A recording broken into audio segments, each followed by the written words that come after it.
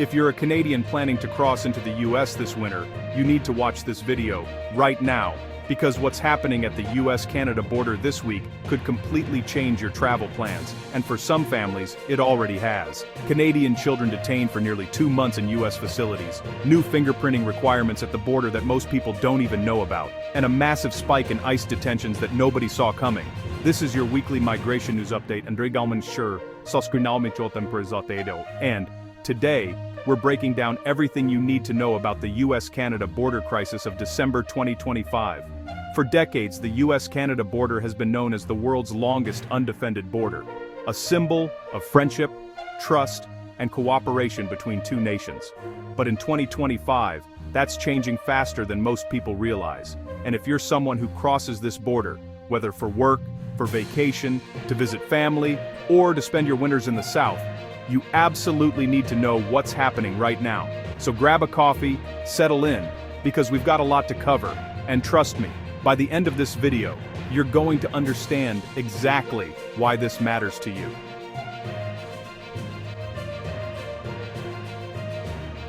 Let's start with the biggest story that's shocking Canadians across the country, and frankly, a story that isn't getting nearly enough mainstream media attention: the dramatic increase in Canadian citizens being detained by US Immigration and Customs Enforcement, or ICE. Here are the numbers, and I want you to really pay attention to these, because they're alarming. Since January 2025, so we're talking about less than a full year, approximately 207 Canadians have been detained by ICE at some point. Now compare that to just 130 detentions for the entire year of 2024. That's a 59% increase in less than 12 months. But it's not just about the raw numbers, it's about WHO is being detained, and this is where the story gets really concerning. Between late July and mid-October of this year, here's what the data shows: 44% of detained Canadians had absolutely no criminal records or pending charges whatsoever. None. These aren't people who've broken laws or have outstanding warrants. These are ordinary Canadians who crossed the border and found themselves in ICE custody. That's a massive shift from earlier in the year when the majority of Canadian detainees actually did have criminal backgrounds. So something changed. The enforcement priorities shifted, and regular Canadian citizens are now finding themselves caught up in a system that, quite frankly, many of them never expected to encounter. Now I need to talk about something that's particularly disturbing, and I don't use that word lightly: the detention of Canadian children by US authorities. At least 6 Canadian children have been detained by ICE this year. 6. And we're talking about kids here. 4 of them were between the ages of 2 and 16 years old. Let me tell you about one case that really illustrates how bad this has gotten. One child, a Canadian child, was held in a Texas detention facility for 51 days. 51 days. To put that in perspective, US law states that children can only be detained for a maximum of 20 days. This child was held for more than double the legal limit. I want you to think about that for a second. Imagine being a parent, separated from your child, while that child is held in a detention facility in another country for 51 days, not knowing exactly what's happening, not being able to comfort them, not being able to tuck them in at night. That's not a statistic. That's a family's nightmare. And here's what makes this even more complicated. Many of these detention cases involve families with mixed immigration status. Maybe one parent is Canadian, another has a different status. Maybe there are visa complications, maybe someone overstayed, or there was a paperwork issue. But the end result is the same: families being separated, children being held in facilities designed for adults, and people going through absolutely unimaginable situations. Now you might be wondering, why is this happening? What changed? Well, there are a few factors at play here. First, there's been a general increase in immigration enforcement priorities in the United States. Second, there's been heightened attention to the northern border. Historically, most immigration enforcement focused on the southern border with Mexico, but that's shifting. And third, there seems to be less discretion being applied in individual cases. The system has become more rigid, more by the book, and that means less room for common sense exceptions. The bottom line, if you're a Canadian crossing into the US, you cannot assume that being Canadian gives you a free pass anymore. Those days are over.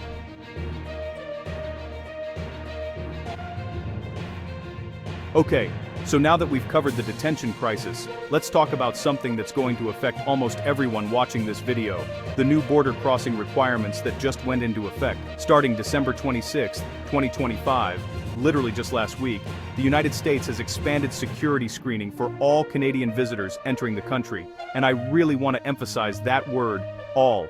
This isn't just for certain categories of travelers, this is everyone. So what does this mean in practical terms? Two things that are now mandatory: fingerprinting and photographs. Every Canadian crossing into the United States will now have their fingerprints taken and their photograph captured in the US system. Now, some of you might be thinking, okay, that's not a big deal, it's just fingerprints and a photo. Takes a couple of minutes. And you're right. For most people, this probably adds about 5 to 10 minutes to your border crossing time. But here's why this matters more than you might think. First, this is about data collection. Your biometric information is now being entered into a US government database. For some people, that's no big deal. For others, there are privacy concerns. There are concerns about data security, about how long that information is kept, about who has access to it, and about how it might be used in the future. But the fingerprints and photos are just the beginning. Here's the part that's really catching people off guard. If you're planning to stay in the United States for more than 30 days, you now must complete something called an I-94 form and register with U.S. Citizenship and Immigration Services. That's USCIS. Let me break that down because this is important. The I-94 is officially called the Arrival Departure Record. It's a form that tracks when you entered the US and when you're supposed to leave. In the past, this was primarily for people from visa-required countries. Now, it's mandatory for Canadians staying longer than 30 days, and you have to register with USCIS. This isn't automatic. This is something you have to do. And if you don't do it, well, that could lead to problems when you try to leave or the next time you try to enter the United States. So who does this really affect? Snowbirds. This is you. If you're one of the thousands of Canadians who head south every winter to escape the cold, spending 3, 4, 5 months in Florida, Arizona, Texas, California, you need to know about these requirements. You cannot just pack your bags and head south the way you've done for the past 20 years. The rules have changed. And here's the problem we're seeing right now. A lot of Canadian travelers are showing up at border crossings completely unaware that these requirements even exist. Reports are coming in from multiple border crossings of confusion, significant delays, people being pulled aside for additional questioning, and in some cases, people being turned away entirely because they didn't know about these changes and don't have the proper documentation or registration completed. Border agents are reporting that they're having to explain these new rules hundreds of times per day. Travelers are frustrated. Wait times are increasing. And the word hasn't really gotten out to the broader public yet about just how significant these changes are. So let me be absolutely crystal clear about this. If you're planning to cross the US-Canada border in the coming weeks or months, you need to do your homework before you get to the border. Check the official US Customs and Border Protection website. Understand what documents you need, what you should know about the I-94 requirements if you're staying more than 30 days. Have your travel plans clearly documented, the days of just showing up at the border with your passport, answering a couple of quick questions, and being waved through. Those days are gone, at least for now. The border crossing experience has fundamentally changed, and you need to adapt to that new reality, or you're going to have problems.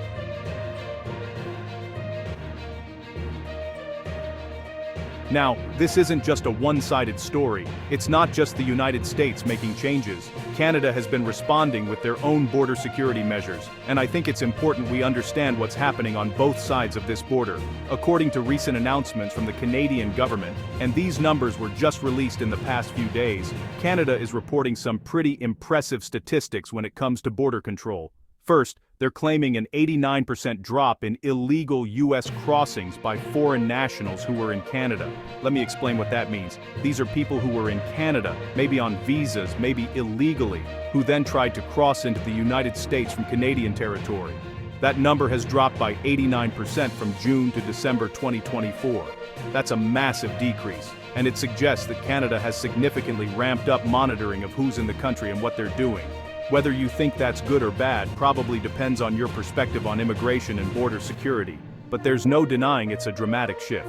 Second, Canada is reporting an 18% decrease in asylum claims by Canadian visa holders. So these are people who have Canadian visas who then try to claim asylum in the United States. That number is down 18%.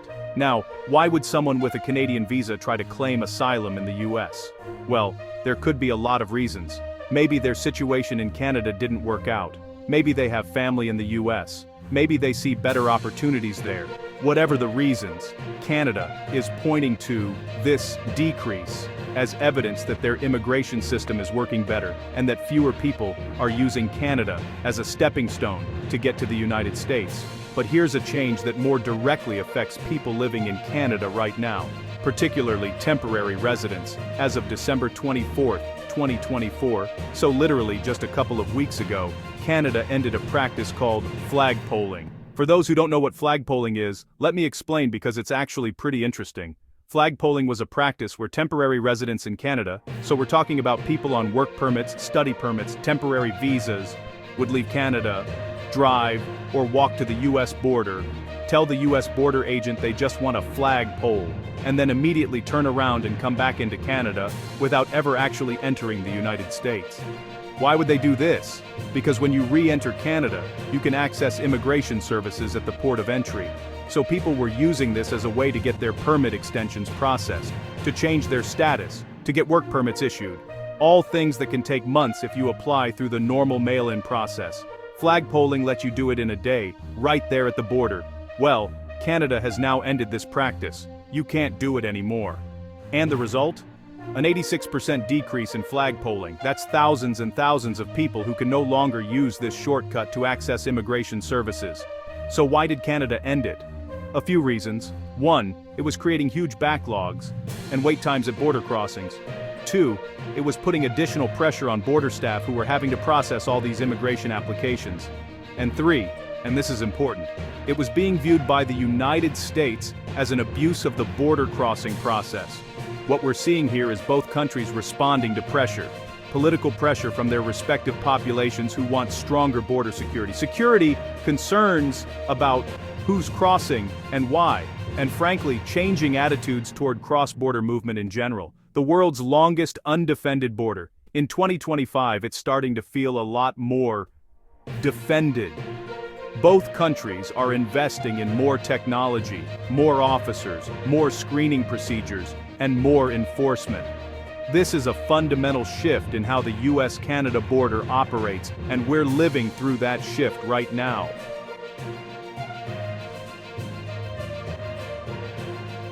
But beyond all the policies, the statistics, the government announcements, there's a very real human cost to all of this. And I think that's what we need to talk about now, because this is where these changes really hit home for regular people. Let's talk about Canadian snowbirds.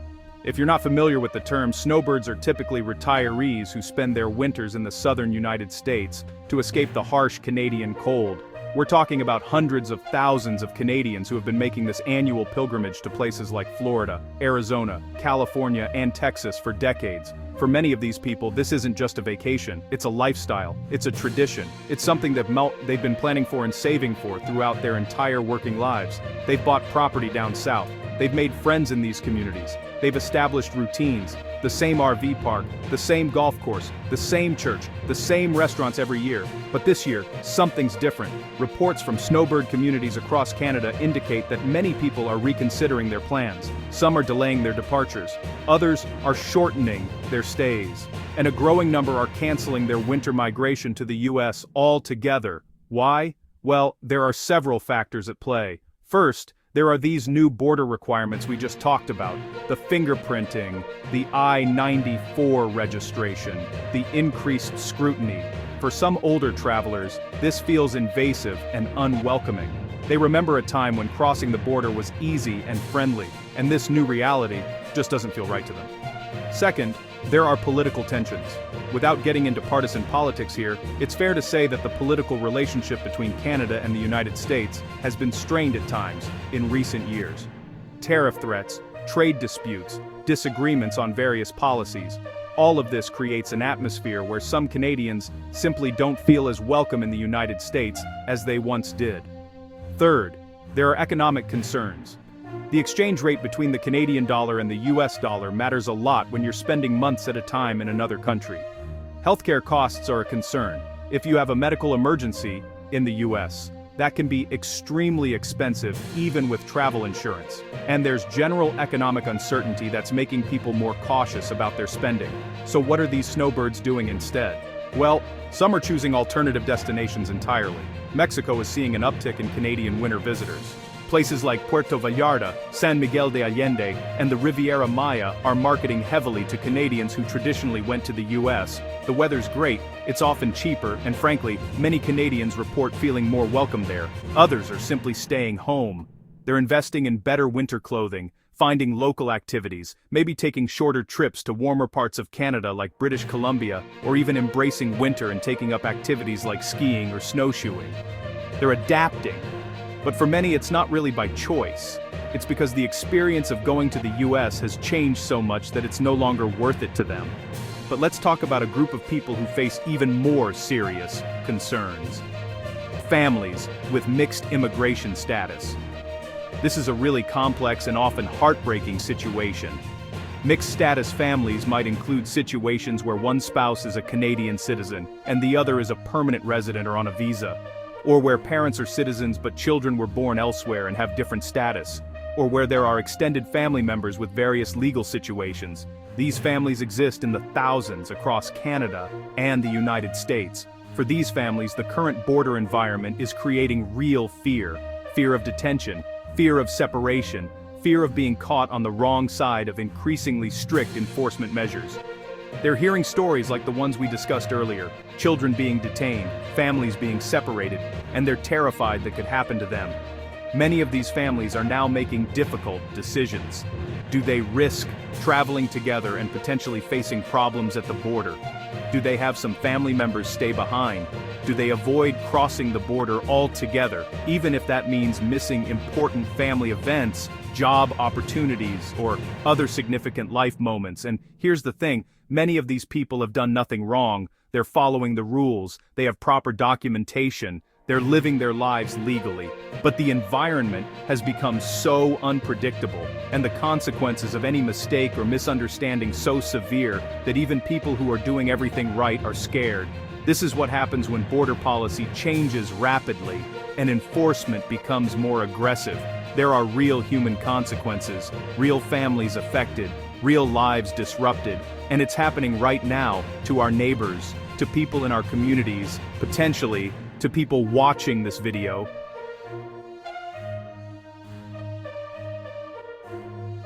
So let's step back for a moment and talk about the bigger picture. Why is all of this happening?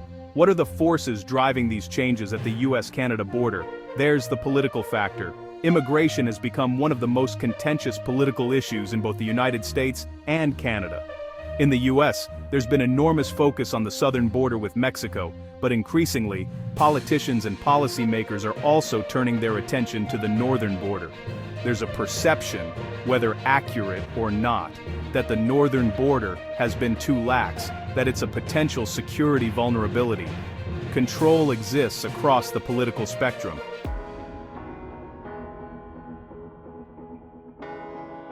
This is why I create these weekly migration news updates, so that you have a reliable source of current information about what's happening at the border.